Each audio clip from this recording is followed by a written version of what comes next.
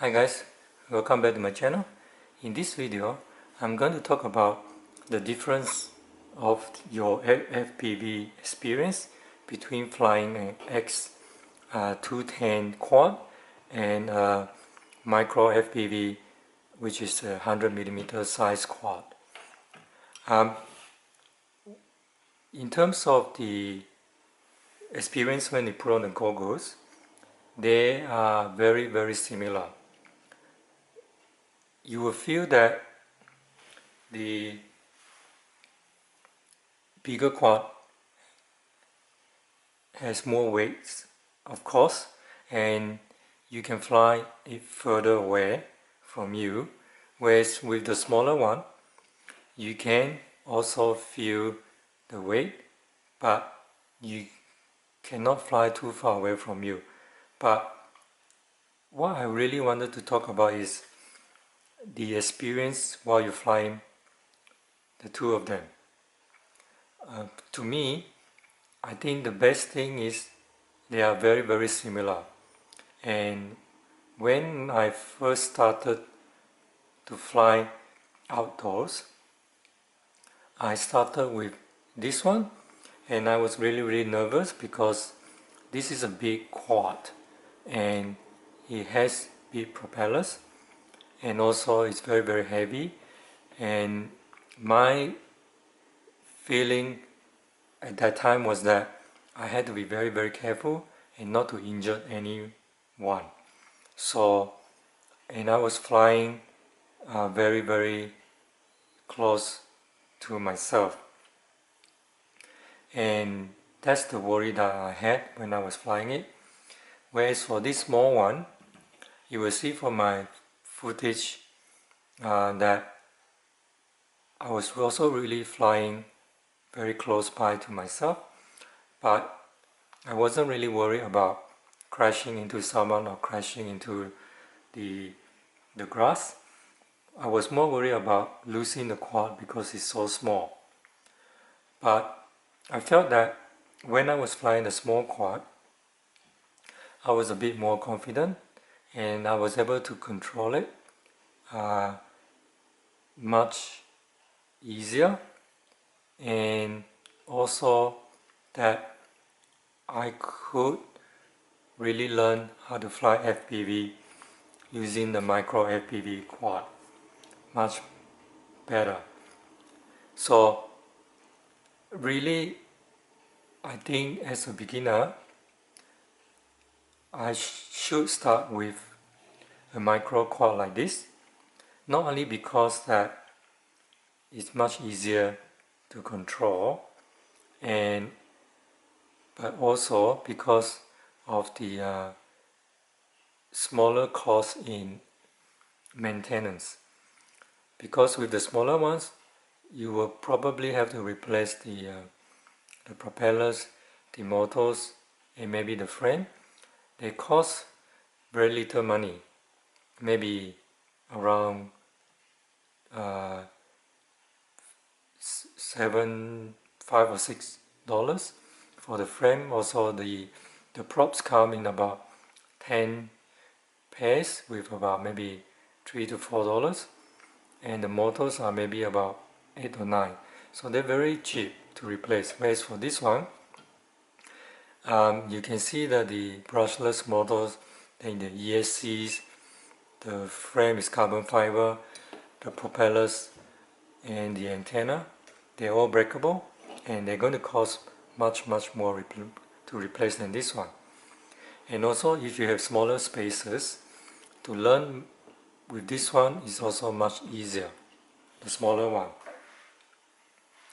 So, and also when you take it to the field, you can take several micros with you, and you can have something like a box like this, and then you can put, say, 1, 2, 3 micros, and you can also have all the batteries in the same box, and then you just have to carry this box and your transmitter, and also your FPV goggles. So it's much easier to transport, and you can go to smaller parts to fly, and you don't have to worry about hitting anyone. So I suggest that if you want to start out flying FPV in the field, start with a micro FPV quad with something like this, or something like this one. And when you buy your micro FPV quad for field flying, make sure you buy those that can withstand a bit of wind, and also is powerful enough to be lifted up quite far up and move around quite a bit, and it has longer flight times. So both of these quads are very powerful because of the 65mm propellers, and they are very easy to fly, and also the components are well protected because you don't have the the clover leaf antenna, and also the range is pretty good. And make sure that you have enough batteries, and the batteries that don't cost a lot of money. So you can either get this type of quad, and in order to have much protection, and if you want to go further up, I can recommend the Eachine Flyingforg, because there's a 2 cells battery, and it has a flight time of about 7 minutes. But for both of these two quads, the flight time can reach up to also 5 to 6 minutes, and there's really not much difference. But because of the 2 cells battery of the Flyingforg, maybe, and also the heavier weight of that one, it can withstand stronger wind. The other thing that I want to talk about is that you can also go up to a brushless micro, but then the brushless micro, they are built similar to this one, and they don't necessarily mean longer flight time and more durable. In fact, I've seen a few YouTube videos that show that they don't really have a much longer flight times, and they also break. And because they're brushless, they're also more expensive to repair.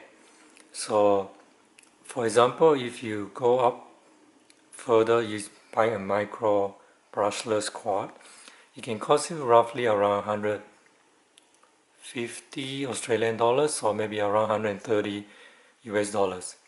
With that kind of money, you can easily go up to an Eachine Wizard X220. So at this point in time, and personally, I don't think it justifies me paying that money for a micro quad brushless micro quad that perform very similarly to a brush micro like this, with the similar flight times, and also this one gives you very similar experience, although you may not be able to do much flips, but definitely these two can do a lot of flipping. But in terms of the cost involved, I think it's better to start with brush micro. They have very similar experience with your bigger quad when you put on your goggles. So this can be a very good training and inexpensive training experience for anyone starting out in outdoor FPV. And of course, in order to be able to fly FPV well, you need to practice a lot with your simulators to get your sticks skills up, and also give you a lot of sticks time.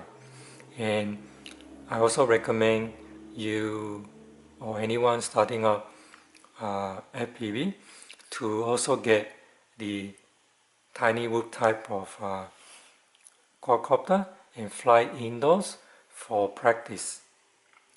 So when you don't have time, or when it's raining outside or it's very cold, you jump on your simulator, get a lot of stick time, and also when you feel the need for it, practice with a real quad that's using a tiny whoop type of quadcopter.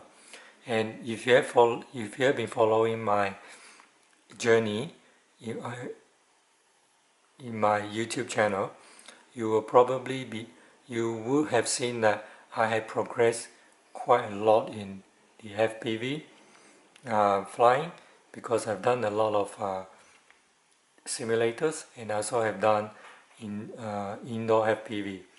So I have now done a few flights of outdoor FPV, and I can definitely say that the simulators have really helped me a lot, and it has given me years of experience by flying, just few hours at home a day. So hope you guys like the footage that I'm going to put up, and you will be able to see that there's no difference between the micro and the bigger quad FPV goggles experience. If I don't tell you which one is which, you will never be able to distinguish between the two, especially if you're just starting out in FPV flying. So I hope you guys like this video, and please like and subscribe to my channels for more videos. Until next time, cheers.